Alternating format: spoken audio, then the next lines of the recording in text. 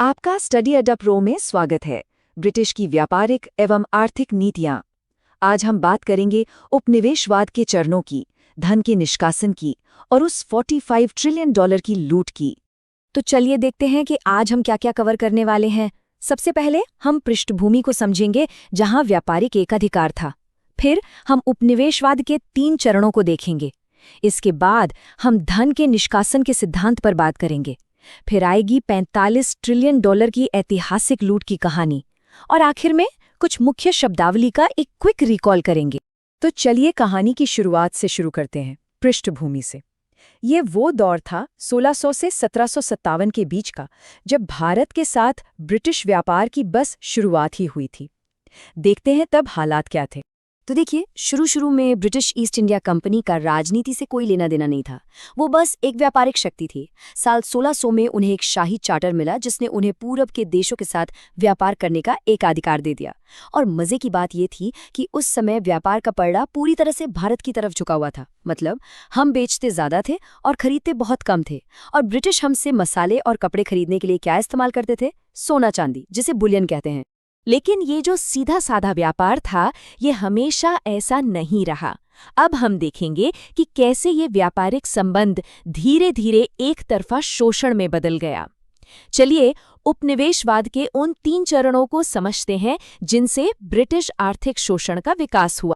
पहला चरण था व्यापारिक उपनिवेशवाद का, जो 1757 से 1813 तक चला। इसका मकसद बिल्कुल साफ था, व्यापार को किसी भी तरह ब्रिटेन के पक्ष में करना। इसके लिए उन्होंने एक नई रणनीति अपनाई, जिसे वो इन्वेस्टमेंट्स कहते थे, पर असल में वो लूट थी। काम करने का तरीका बड़ा चालाकी भरा था। वो यहीं के किसानों से भू राजस्व वसूलते और उसी पैसे से यहीं का माल खरीद लेते। इसका असर क्या हुआ? पहला, ब्रिटेन से सोना चांदी आना एकदम बंद हो गया। दूसरा, भारतीय शिल्पकारों का सीधा शोषण शुरू हो गया और लूटे हुए माल को अंतर्राष्ट्रीय बाजार में बेचकर वो जबरदस्त मुनाफा कमाने लगे। फिर आया दूसरा चरण 1813 से 1891 तक, औद्योगिक उपनिवेशवाद। इसकी सबसे बड़ी वजह थी ब्रिटेन की औद्योगिक क्रांति। 1813 के चार्टर एक्ट से मुक्त व्यापार यानी फ्री ट्रेड की नीति लागू हुई, जिसका भारत पर दोहरा और कह सकते हैं कि बहुत विनाशकारी असर पड़ा। एक तरफ भारत को कच्चे माल का एक सस्ता निर्यातक बना दिया गया और दूसरी तरफ भारत को ब्रिटिश मशीनों से बने महंगे सामान का बाजार बना दिया गया। इसका नतीजा हुआ औद्योगिकरण यानी डी इंडस्ट्रियलाइजेशन, जिसने भारत के पारंपरिक हस्तशिल्प और बुनकर उद्योग को लगभग खत्म ही कर दिया। और तीसरा चरण शुरू हुआ 1821 के बाद, जिसे हम वित्तीय उपनिवेशवाद कहते हैं। देखिए, इस समय तक ब्रिटेन के पास औद्योगिक क्रांति से इतनी ज्यादा पूंजी जमा हो गई थी कि उन्होंने भारत में सुरक्षित निवेश करके ब्याज कमाने की सोची। उन्होंने पैसा कहाँ लगाया? रेलवे, चाय कॉफी के बागान और बैंकिंग जैसे क्षेत्रों में। लेकिन असलियत ये थी कि इस निवेश से जो भी लाभ यानी ब्याज और लाभांश होता, वो सारा का सारा भारत से बाहर ब्रिटेन भेजा जा रहा था। तो अगर हम इन तीनों चरणों को एक साथ रखकर देखें ना, तो पूरी तस्वीर एकदम साफ हो जाती है। पहले व्यापारिक चरण में राजस्व से खरीद के जरिए लूट हुई। दूसरे औद्योगिक चरण में मुक्त व्यापार की आड़ में हमारे उद्योगों को तबाह किया गया। और तीसरे वित्तीय चरण में पूंजी निवेश के नाम पर भारत पर कभी न खत्म होने वाले कर्ज और ब्याज का बोझ डाल दिया गया। अब आता है इस पूरी कहानी का सबसे जरूरी हिस्सा, एक ऐसा सिद्धांत जिसने ब्रिटिश हुकूमत की नींव हिला दी। ये है धन के निष्कासन का सिद्धांत या ड्रेन थ्योरी। और ये दादा भाई नौरोजी का शानदार विश्लेषण था।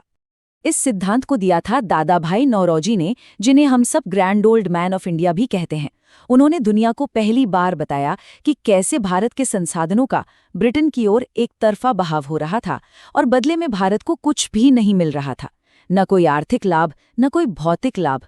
उन्होंने इसे एक नाम दिया, अनिष्टों का अनिष्ट यानी ईविल ऑफ ऑल ईविल्स, मतलब सारी बुराइयों की जड़। उनका तर्क था कि भारत में पूंजी बन ही नहीं पा रही थी क्योंकि सारा धन तो ब्रिटेन में जमा हो रहा था। तो सवाल ये है कि ये पैसा भारत से बाहर जाता कैसे था? ये जाता था गृह व्यय यानी होम चार्जेस के नाम पर। इसमें क्या क्या शामिल था? लंदन में बने इंडिया ऑफिस का खर्चा, कंपनी के शेयर धारकों को दिया जाने वाला मुनाफा, भारत सरकार पर लादे गए कर्ज का ब्याज, रिटायर्ड ब्रिटिश अधिकारियों की पेंशन और वेतन, और ब्रिटेन से खरीदे गए सामान का भुगतान। और सबसे चौंकाने वाली बात, ये साला का सारा पैसा हमारे ही यानी भारतीय राजस्व से जाता था। तो जब ये सब हो रहा था, तो क्या भारत के पढ़े लिखे लोग चुप बैठे थे? बिल्कुल नहीं।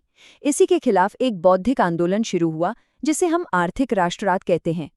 कई महान विचारकों ने अपनी किताबों के जरिए इस लूट का पर्दाफाश किया। इनमें सबसे प्रमुख हैं दादाभाई नौरोजी की poverty and un British rule in India, RC. Dutt की इकोनॉमिक हिस्ट्री ऑफ इंडिया और M.G. रानडे की एसेज ऑन इंडियन इकोनॉमिक्स। अब हम आते हैं उस एक आंकड़े पर जो शायद आपके होश उड़ा दे और जो इस लूट की भयावहता को आज के समय में मापता है। ये आंकड़ा है $45 ट्रिलियन। चलिए समझते हैं कि ये संख्या कहाँ से आई। ये आंकड़ा जानी मानी अर्थशास्त्री उषा पटनायक के शोध से आया है।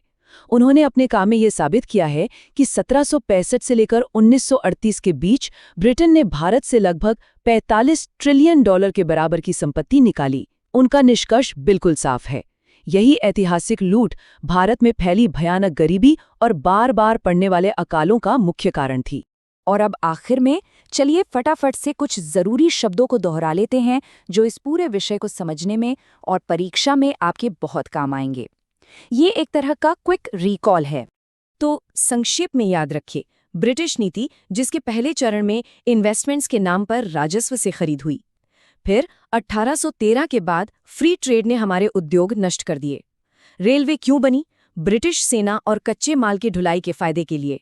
आर.सी. दत्त ने अपनी इकोनॉमिक हिस्ट्री में इस पूरे इतिहास को दर्ज किया और दादाभाई नौरोजी ने ड्रेन थियोरी के जरिए इस पूरी लूट का पर्दाफाश कर दिया।